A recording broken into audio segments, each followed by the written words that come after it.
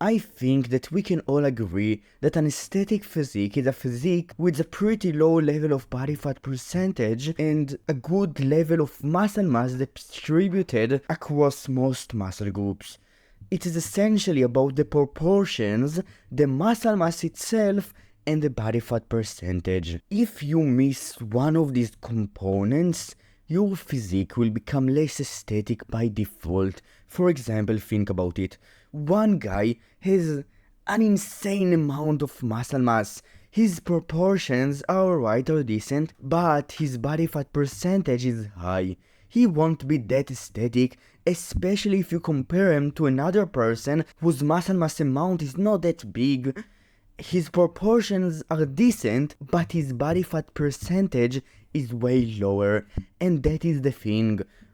It is better to have all of these components ticked off to a decent extent than to have two of them and one completely ignored. And that's a good thing, because most people will have a really hard time ticking the muscle mass box off to the greatest extent, like to have a great amount of muscle mass while also having a low body fat percentage. And I genuinely think that most people know exactly what they need to do when it comes to the first box, when it comes to muscle mass.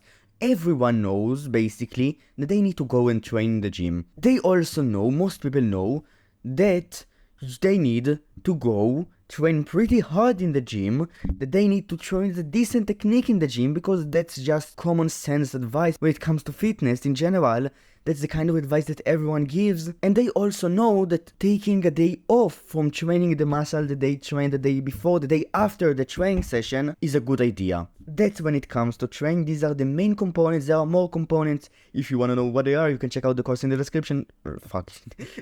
So, the second component is body fat percentage. When it comes to it, it is all about diet. In the grand scheme of things, you can burn more calories through movement, but if you will be on a calorie surplus or maintenance, you will not lose fat. To lose fat, so you can lose fat on a maintenance and on a surplus. Let me explain. You can still lose fat while gaining weight, as long as your rate of gaining muscle is high enough. Most people will not see a significant reduction in fat when gaining weight, and when maintaining weight they might see some decrease in body fat, but nothing as substantial as when they go and cut. So when it comes to diet, it is mostly about eating enough protein to supply the body enough fuel to build muscle, and to eat on the calorie balance that is based on your goal. You wanna gain weight? Eat on a surplus. Wanna maintain your weight? Eat on a maintenance. If you want to lose weight and lose more fat, then eat on a small deficit. If you want to just lose weight and muscle mass, then eat on a massive deficit. That's essentially how it works. Now, I won't sit here and bash elimination diets and those diets, because they work. They are good. So they work because of the calorie balance. They reduce hunger most of the times, or they just increase metabolism through things like TEF, thermic effect of foods, and also mechanisms like when you eat foods that make you feel good, you feel better, and when you feel better, you move more. These indirect and direct mechanisms will benefit your weight loss, but in the grand scheme of things, it is about eating less than you burn. And then there is the last component, the proportion ones, and it is the one that I think that most people don't really think about. And then, so I didn't think about it. Let me talk about myself. When I started my fitness journey, I was training twice per week. I was doing some legs, I was doing deadlifts and squats, but mostly I was training upper body. So I was doing an upper body workout with deadlifts and squats.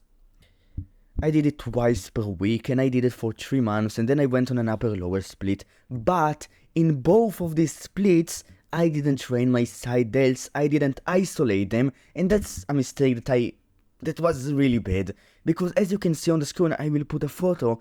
After 1 year of training, even though my genetics are great, right? I won't sit here and lie, they are pretty damn good for building muscle. My side delts were relatively small in relation to my body, and because of that, my physique was pretty damn unproportional. It was not that aesthetic.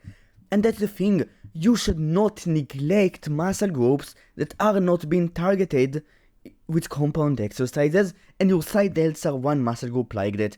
And the reason why I didn't train them was because of time. So I was training for 1.5 hours, and I focused on compound movements, on training the other muscle groups that I wanted to grow, and then I just ignored the side delts. If you don't have time, somewhat like me, you might be different, you might have even less time, then that's what I would suggest you to do. Supersets. That's what I do right now. So I train 6 times per week in this point in time, and for the last 1 year I've been training 6 times per week. Each session takes me around 45 minutes to 1 hour. Not very long sessions.